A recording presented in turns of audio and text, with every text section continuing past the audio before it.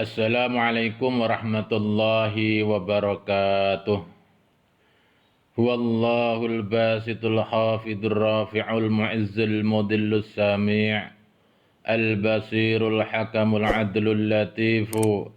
Subhanallahi amma yusyrikun. Ashhadu an la ilaha illallah wa ashhadu anna Muhammadan abduhu wa rasuluh. Allahumma salli wa sallim wa barik ala sayyidina Muhammadin wa ala alihi wa sahbihi ajma'in. Nawaitu tafaqquhan fid din wa taqarruban ilaika ya Allah wa tabarrukan linaili mardatika ya Rahmanu ya Rahim ya Wahhab ya Razzaq ya Fattahu ya Alim ya Raqibu ya Mujibu innaka ya Allah ala ma tasha'u qadir bi'idhnika biquwwatika wa binasrika wa linaili mardatika ya dzal jalali wal ikram. Anak-anakku semua dan para jamaah sekalian rahimakumullah. Pertemuan kemarin kita sudah membahas bagian pertama ya, bab 1 dari kitab Al-Insanul Kamil fi Ma'rifatil Awakhir wal Awail Syekh Abdul Karim bin Ibrahim Al-Jili. Telah berbicara mengenai zatullah atau zat Allah, terutama lebih memfokuskan kajian mengenai al-wujud dan sifatul kamalat. Pada malam hari ini kita akan melanjutkan berbicara bab 2, al-babus tsani fil ismi mutlaqan. Kajian kita akan mengkaji tentang nama. Baik, apa arti sebuah nama? Bahwa nama itu penting sekali. Misalnya kamu, Vero, nama kamu siapa lengkapnya? Gufron Alfeiro Zawazaka. Ya, kamu namanya Gufron Alfeiro Dawazaka. Diberi nama Gufron Alfeiro Dawazaka. Sebetulnya andekan kamu itu tidak diberi nama Gufron Alfeiro Dawazaka sama ayahmu, sama orang tuamu, kamu itu kan begitu lahir di dunia, kamu itu kan ada, ya kan? Ya, kamu ada. Nah, adanya kamu lahir, cenger di dunia, kemudian untuk dikenalkan kepada sekitarnya, masyarakat sekitarnya, supaya mudah mengenalinya, kamu diberi nama Ghufran Al-Vero Zawazaka dengan panggilan Vero. Nah, jadi nama itu penting. Nah, sebetulnya nama itu apa sih? Pentingnya nama itu di mana? Al-babus tsani fil ismi mutlaqan. Al-ismu adapun nama ma yu'ayyinu al-musamma, yaitu sesuatu yang menjelaskan yang dinamai fil fahmi di dalam alam pemahaman. Jadi begitu saya misalnya melihat kamu itu Vero, itu langsung dalam alam pemahaman saya itu ya, kamu, dirimu itu langsung muncul dalam rekaman alam pemahaman, namanya Ghufran Al-Vero Dawazaka, dipanggil Vero, jadi lengkap ya. Saya tahu kamu, dirimu itu dengan panggilan Vero. Nama tersebut juga wa yusawwiruhu fil khayali, dan nama itu untuk menggambarkan dalam alam hayalan. Jadi kalau kita misalnya sedang berhayal ya sesuatu tentang sesuatu. Nah, kalau itu tidak ada namanya, sulit kita. Nah, misalnya saya ingin berhayal tentang kamu, Vero. Kamu lagi di pondok pesantren Pandanaran misalnya.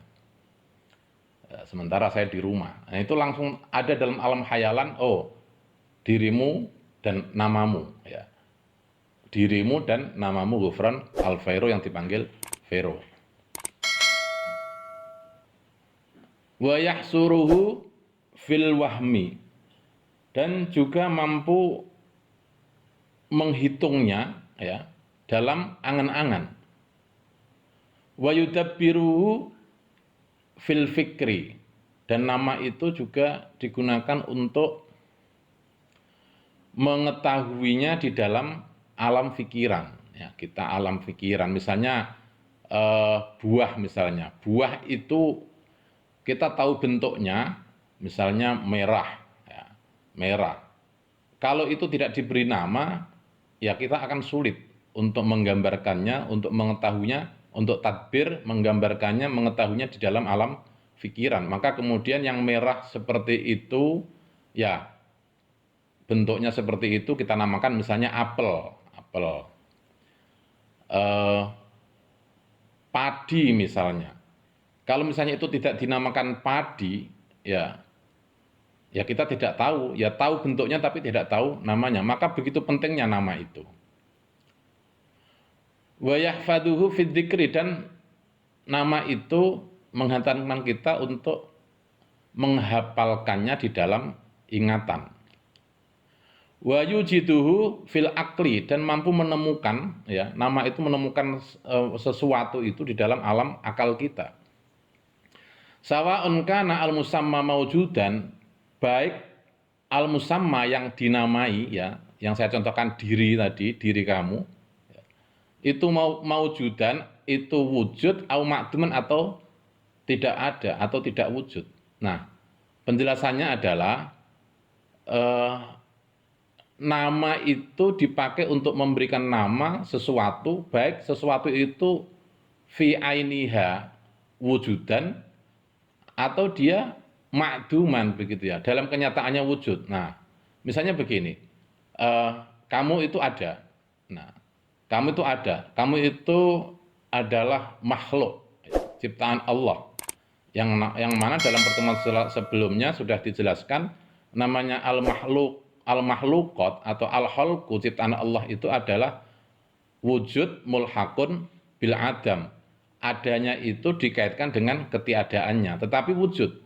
Ada sesuatu yang diberi nama, al-musamma, yang dikasih ismun, yang dikasih nama, tapi dia makduman. Makduman, dia itu tidak ada, begitu. Contoh misalnya dalam cerita Ramayana. Pewayangan Ramayana itu kita menemukan di situ ada binatang namanya Garuda Yaksa. Nah, Garuda Yaksa itu diberikan nama kepada seekor burung yang kemudian namanya Garuda Yaksa, begitu. Tetapi Garuda Yaksa itu makduman, itu tidak ada. Nah, tapi tetap punya nama, begitu. Hadiron au ghaiban, baik itu nyata atau dia itu gaib. Nah, nyata seperti kamu, Vero. Kamu ya, musammanya namanya adalah Ghufran al-Fairoda wa Zakah. Au ghaiban, atau dia itu gaib. Misalnya begini, Vero, kamu ngerti tentang malaikat? Oh, enggak. Ya, tapi kamu ngerti malaikat itu ada, gitu ya. Tahu. Nah, malaikat itu ada. Ada malaikat Jibril, ada malaikat Mikail, ada malaikat Israfil, ada malaikat Israel. Nah, karena malaikat-malaikat tadi yang saya sebutkan itu, malaikat 4 itu, ya, atau yang lain, ada malaikat Mungkar, Nakir, Raqib, Atid, dan lain sebagainya. Malik dan Ridwan. Itu kan ada, kamu yakini ada. Ya. Tapi dia ghaiban, dia itu gaib, gitu ya. Namun demikian, materinya ada dan dia punya nama. Ada malaikat, siapa tadi? Malaikat Israel, ada malaikat Jibril, ada malaikat Mikail, ada malaikat Israfil. Dan Mbah Mat sering menjelaskan bahwa di antara 4 malaikat ini, yang pertama kali Allah ciptakan itu bukan Jibril, tetapi adalah Israfil. Israfil itu yang pertama kali. 500 tahun kemudian baru kemudian diciptakan malaikat Mikail. 500 tahun kemudian baru diciptakan malaikat Jibril.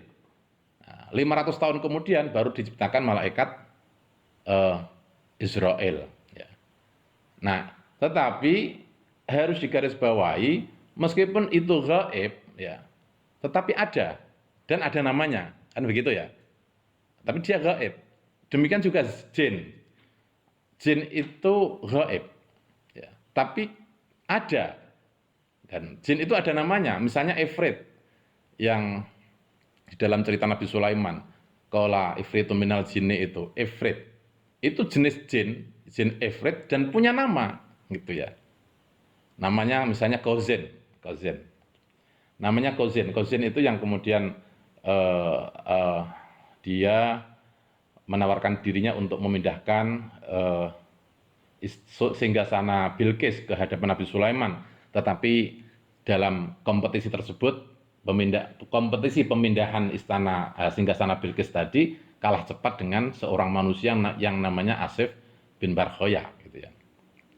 Baik, inilah pentingnya nama, begitu ya, bahwa nama itu penting. Nah, sekarang bagaimana Anda mengenal tentang Al-Khaliq atau pencipta atau Al-Haq yang maha hak, yaitu Allah Subhanahu wa taala. Nah, pencipta alam semesta ini, pencipta semua makhluk itu memberi nama dirinya Allah Subhanahu wa taala. Diberi nama Allah. Dan nama Allah itu ada di dalam alam pemahaman kita, ada di dalam alam khayali kita, ada dalam alam wahmi kita, ada dalam alam pikiran kita, dan ada dalam alam ingatan kita. Juga ada dalam akal kita. Nama Allah. Nah, sekarang sebagai makhluk manusia, kita sebagai manusia, sebagai makhluk itu harus mampu ma'rifatullah, harus mampu mengetahui Allah. Nah, bagaimana cara ma'rifatullah? Nah, cara ma'rifatullah hukumnya wajib, ya. Kalau kita bicara tentang masalah hubungan antara makhluk dengan khalik, antara yang diciptakan dengan penciptanya, untuk makhluk untuk mengetahui penciptanya itu ma'rifatullah, ya, mengetahui Allah itu hukumnya wajib. Oleh karena itu nama Allah itu menjadi penting, ya, untuk ta'abbud, untuk beribadah. Maka Allah Subhanahu wa taala untuk mengetahui itu la sabila ila ma'rifatihi illa min tariqi asma'ihi wa sifatihi. Nah, ora ana dalan untuk mengetahui Allah Subhanahu wa taala kecuali dari jalan, ya, mengetahui asma'ihi, yaitu nama-nama Allah, wa sifatihi, dan sifat-sifat Allah, ya.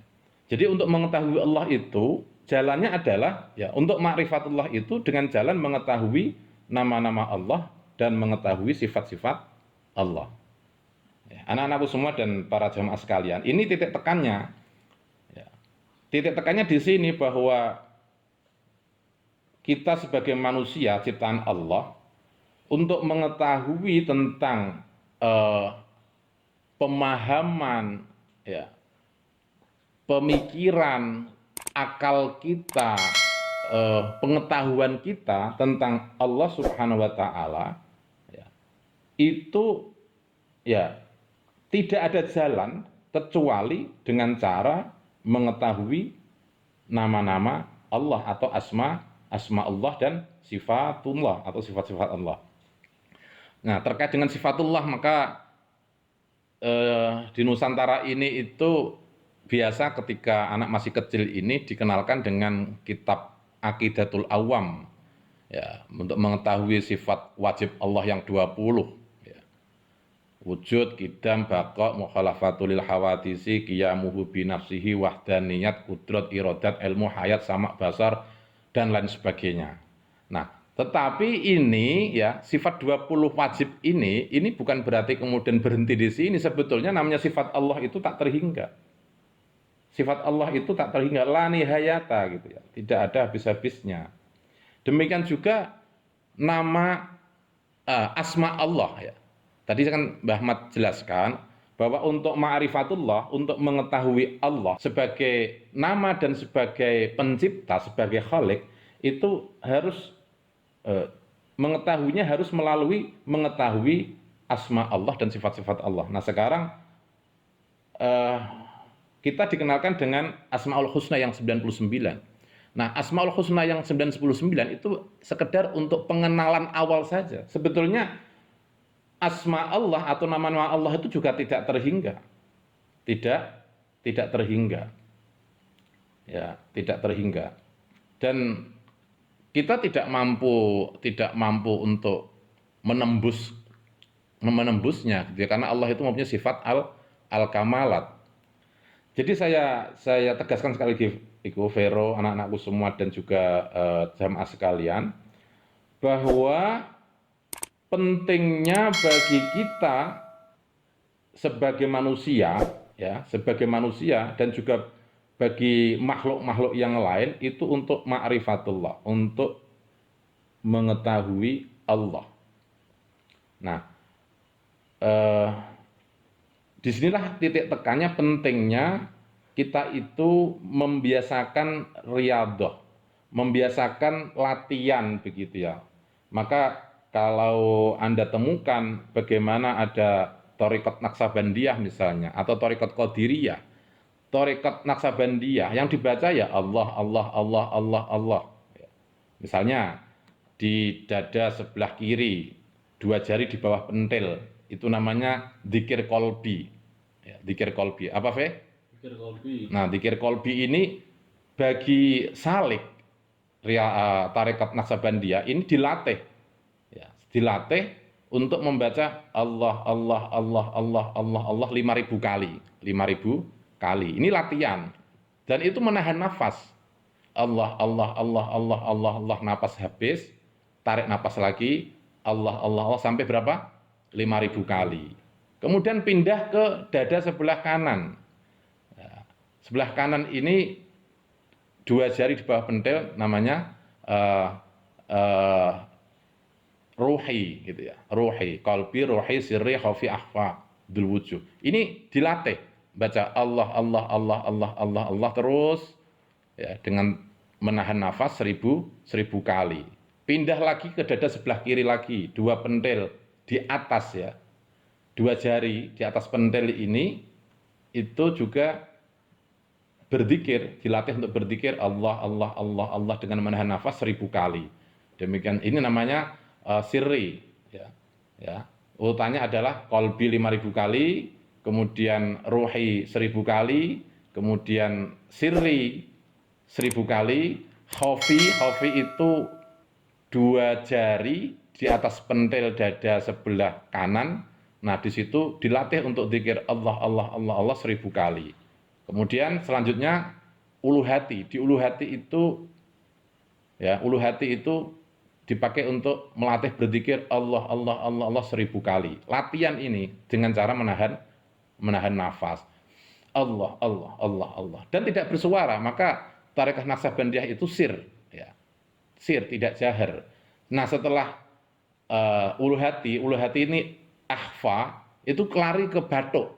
Sini loh, Fe, anak-anakku semua dan sama sekalian. Ini dahi ini juga dilatih untuk berzikir dengan cara menahan nafas Allah Allah Allah sampai 1.000 kali. Lah, ini latihan loh, latihan untuk membiasakan. Supaya apa? Supaya seluruh anggota tubuh manusia ini ya dilatih untuk ma'rifatullah dengan menyebut nama Allah, Allah, Allah, Allah. Loh, itu kalau Allah itu memberikan rahmat, misalnya satu bagian saja dari tubuh kita itu selalu berzikir, contoh misalnya jantung kita ini selalu berzikir Allah, Allah, Allah, Masya Allah nikmatnya.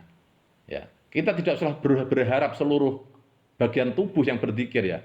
Mungkin Masya Allah dikaruniai oleh Allah satu bagian tubuh saja, jantung misalnya, atau jari telunjuk tangan kanan itu selalu berzikir Allah Allah Allah Allah gitu. Itu Masya Allah nikmatnya untuk ma'rifatullah. Maka kadang-kadang kita sering ada orang itu yang sering ngetuk jarinya ya, jari telunjuk sering diketuk. Itu sebetulnya juga latihan baca Allah Allah Allah. Itu kalau tarekat Naksabandiyah yang Mbah Mat fahami. Ada juga yang kemudian zikirnya itu ya secara jahar seperti tarekat Qadiriyah. Itu zikir secara jahar. Nah, semuanya itu bertujuan untuk apa?